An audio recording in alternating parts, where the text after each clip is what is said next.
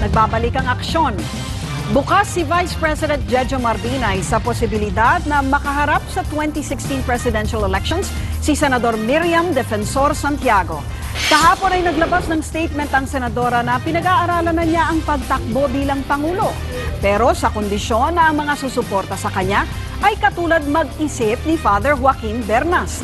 Sabi naman ni Binay, nasa mamamayan na kung sino ang gusto nilang iboto pero hindi niya direktang sinagot kung banta ba sa kanyang pagtakbo si Santiago. O lahat naman bawat Pilipino, basta't nakakaboto, hindi pwedeng magkandidato. Posibleng maabsuelto sa kasong plunder si dating Agriculture Undersecretary Jocelyn Jokjok Bolante. Kaugnay ito sa umano'y 728 million peso fertilizer fund scam. Sa resolusyong inilabas ng Sandigan Bayan, walang nakitang basehan ang korte para madiin ang dating opisyal. Bigo raw kasi ang ombudsman na magpresenta ng ebidensya pero may 60 araw pa naman ang prosekusyon na magpakita ng mga bagong ebidensya para patunayang nagkamal nga ng yaman si Bolante. Mula rito, muling magdidesisyon kung itutuloy o tuluyan ang i-dismiss ang kaso. Sa Sandigan Bayan pa rin, nilinaw ni Ben Herluy sa kanyang testimonya kanina na walang pahintulot mula sa kanya ang paglabas ng sinasabing datos mula sa kanyang hard drive sa Philippine Daily Inquirer. Hindi raw otorisado ang dati niyang abogadong si Attorney Levito Baligod na isapubliko ang mga ito. Pero hindi rin niya kinumpirma kung ang mga inilathala ay ang laman nga ng hard drive. Samantala, ibinasura ng Anti-Graft Court ang motion ng mga abogado ni Janet Napoles na ipasapina ang bank accounts ni Luy. Labag daw kasi ito sa Bank Secrecy Law. Kung ia-apply, posibleng makakuha lang daw ng 10,000 piso ang napawalang salang suspect sa Ken Shiu kidnapping case na si Octavio Garces. Pero sapat daw ba ito sa 9 na taong siya ay nakulong? Yan ang inaksyonan ni Kay Imson. Sa unang araw bilang isang malayang tao, naglinis ng bahay at tumanggap ng napakaraming bisita si Octavio Garces. Higit 9 na taon siyang nakakulong matapos madawit sa pagdukot sa Filipino at Chinese sa si Ken Shiu noong 2005. Nitong Martes, napawalang sala siya sa kaso dahil sa kawalan ng matibay na ebidensya. Marami tayong dapat umpisahan, gawin. Yun, at siyempre, very thankful ako unang-una sa Lord. 12 taong nanilbihang barangay chairman si Garces. Maayos ang kanyang records at ilang beses na naparangalan bilang outstanding barangay leader ng Quezon City. Kaya kahit nakakulong na, nanalo pa siya bilang barangay kagawad noong 2007. Hindi ako makapaniwalang masasama siya sa ganun. Kasi alam kong napakabuti niyang tao. Hindi niya kayang gawin yun. Kababata at parang kapatid kung ituring ni Garces ang itinuturong mastermind sa krimen na si Dennis Roldan. Nang malaman niya ang plano, sinubukan pa raw niya itong pigilan. Pero sa huli, siya pa raw ang idiniin ito sa kaso. Sana, rineport ko sa pulis kagad para ma-abort. Napatawad na raw ni Garces ang kanyang kaibigan. Ang ikinasasama lang ng kanyang loob ay ang mabagal na pag-usad ng hustisya sa bansa.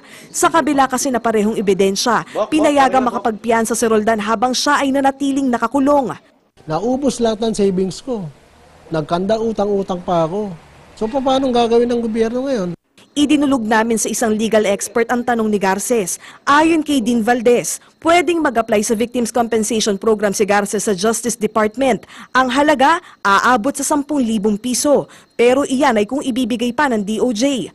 Plano naman ni Garces na tulungan ng mga kapwa preso na tila na pag-iwanan na raw ng panahon sa bilangguan. Umaaksyon, Kay Imson, News 5. Sinalakay ng mga otoridad ang itinatayong power plant sa Batangas.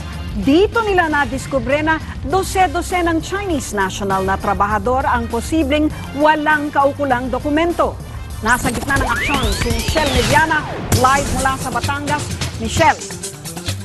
Gucci, daan-daang mga Chinese nationals nga ang sumasailalim ngayon sa verification procedure sa Calaca, Batangas. Ito nga ay matapos makarating sa pamahalaan na posibleng mga TNT o walang makaukulang papeles na manatili sa ating bansa ang mga Chinese nationals na ito, lalo pat nagtatrabaho sila sa tinatayong power plant dito.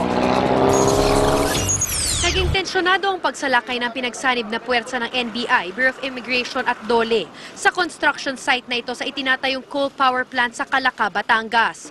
Pakay kasi nila alamin kung totoong impormasyon na may 600 mga Chinese national ang nagtatrabaho bilang technical staff, engineers, laborers at iba pa, pero walang kaukulang papeles. May ilang mga sinubukan tumakbo pero inabutan din sila. Ang sabi sa amin, pumupunta sila dito as tourist. Tama yung sinasabi mo, tapos pagdating dito nagtatrabaho. Isang informant din ang nagsabi sa NBI na minamaltrato umano ng mga Chinese ang mga kasamahang Pinoy. Yung maltreatment na sinasabi nila, yung tinutulak sa yung mga trabahador, parang gano'n.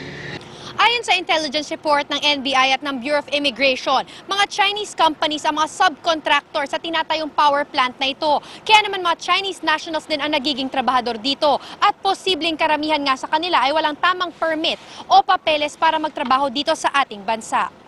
Inaalam pa kung may nagtatrabahong menor de edad. Karamihan sa mga dayuhan ay di makaintindi ng Ingles pero ang ilan, itinanggi na sila ay undocumented. They both have the proper papers, but I don't know the safety procedures because I only work in this place for 1 week. I have my SWP, iCard, everything, yes. Handa naman daw ang kumpanya na makipagtulungan sa mga otoridad. Yung HR head nila nagki-cooperate naman and they provided us a list and copies of the mga current employees nila. But at any rate, we will cross-reference it with yung mga number of foreign nationals that have been apprehended.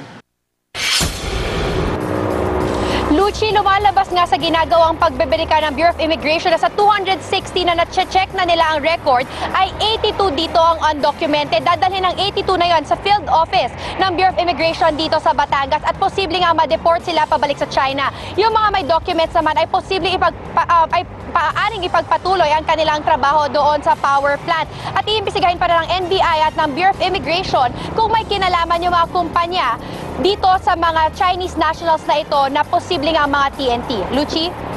Maraming salamat, Michelle Mediana. Pagsakay ni DOTC Secretary June Abaya sa MRT kanina, minaliit lang ng ilang commuter. Si Abaya kasi sumakay, hindi naman rush hour. Nabiyuda ni Enzo Pastor na suspect na rin sa pagpatay sa kanya, nasaan na nga ba? At sikat na cartoon character na si Hello Kitty, hindi raw pusa kundi isang tao. Paano yan nangyari? Alamin ang sagot sa Whether or Not sa pagbabalik ng aksyon.